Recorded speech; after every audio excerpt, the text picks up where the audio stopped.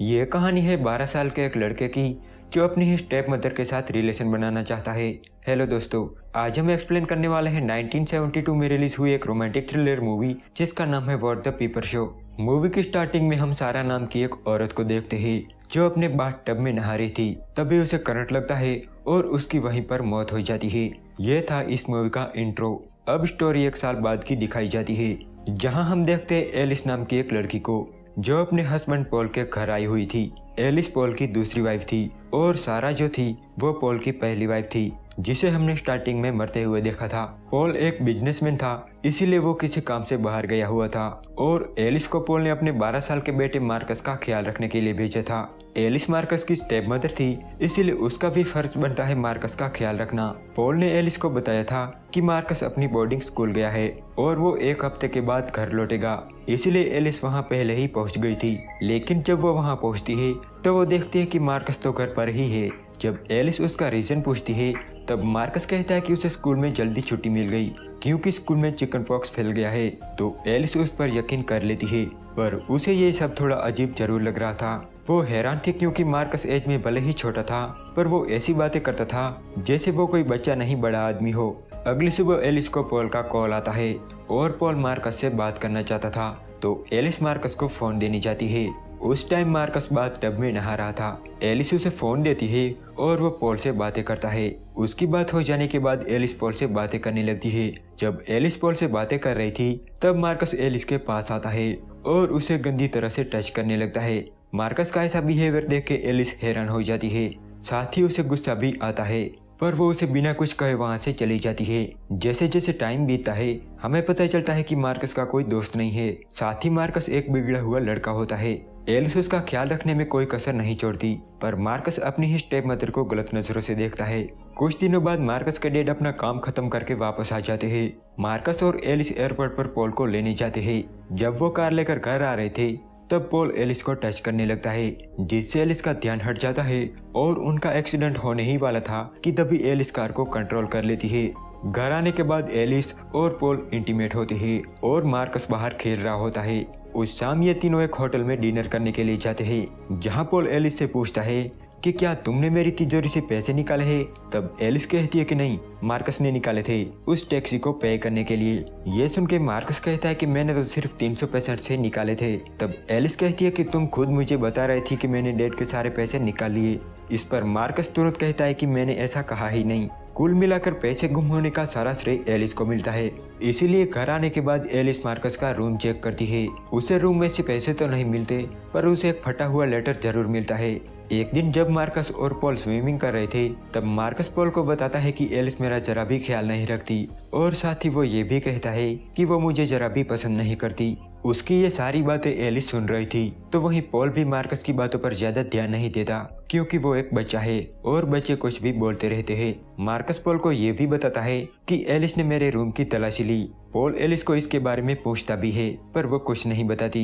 एक दिन Alice Marcus के बारे में पता करने के लिए स्कूल जाती है, जहां उसे पता चलता है कि मार्कस की कोई छुट्टियां नहीं चल रही बल्कि उसे तो स्कूल से निकाल दिया गया है। उन्होंने एक लेटर भी भेजा था पर वो मार्कस ने डिस्ट्रॉय कर दिया था, जिसके टुकड़े एलिस को मार्कस के कमरे में से मिले थे। स्कूल में उसे पता चलता है कि मार्कस आसपास के घरों की जासूसी करता है और लोगों को इंटीमेट होते देखता है। साथ ही वो स्कूल के आसपास भटकने वाली बिल्लियों को जान से मार देता है। उसकी इन्हीं हरकतों की वजह से उसे निकाल दिया गया है। एक दिन एलिस पॉल के साथ एक पार्टी में जाती है, जहां उसकी मुलाकात सोफी नाम की एक औरत से होती है।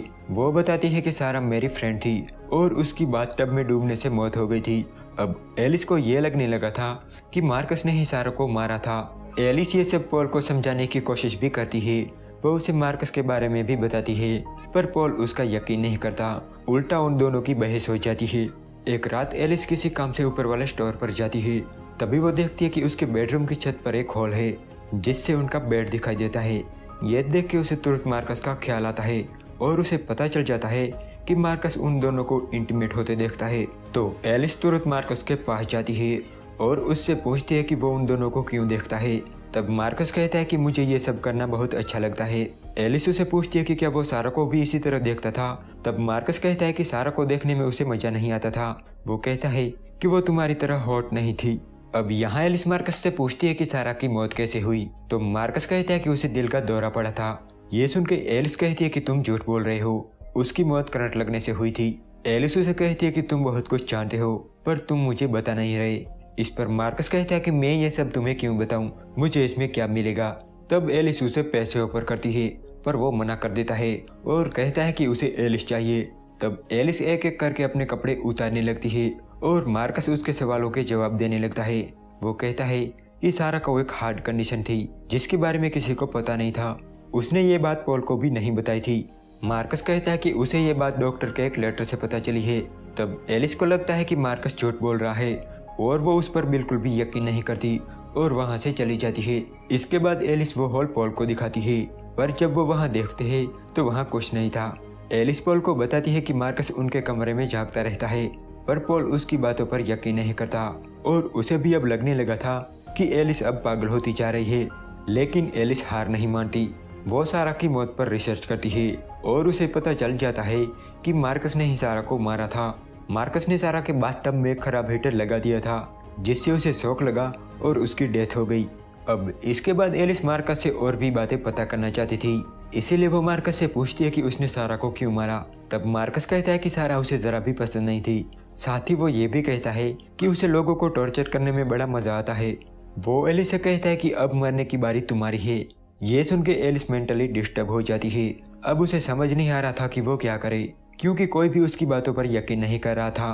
पॉल को भी अब लगने लगा था कि एलिस पागल हो चुकी है।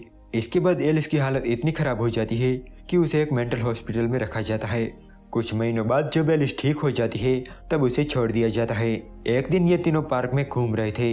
पॉल और एलिस बातें कर रहे थे और मार्कस अपने डॉग के साथ खेल रहा था। कुछ देर बाद एलिस और मार्कस मिलते हैं और सारा की मौत पर बातें करने लगते हैं। मार्कस एलिस से कहता है कि अब वो उसको नहीं मारेगा क्योंकि वो अब उसे पसंद करने लगा था। एलिस भी उसके साथ अजीब अजीब बातें करने लगती है और मार्कस को बताती है कि वो लोग पॉल को मारकर कहीं दूर भाग जाएंगे और एलिस मार्कस को एक किस भी करती है। इसके बाद एलिस को रोड पर एक तेजी से आती कार दिखाई देती है। ये देख के एलिस डॉग के टॉय को रोड पर फेंकती है। जब डॉग उस टॉय को रोड पर लेने जाता है तब मार्कस भी उसे बचाने के लिए पीछे भागता है, लेकिन वो कार मार्कस को एक जोरदार टक्कर मारती है और मार्कस की वहीं पर मौत हो जाती है और एलिस बस मार्कस की बॉडी को देखकर मुस्कुराने लगती है। अब वो आजाद थी। उसने जो प्लान बनाया था वो उसमें कामयाब रही और यहाँ ये मूवी एंड हो जाती है।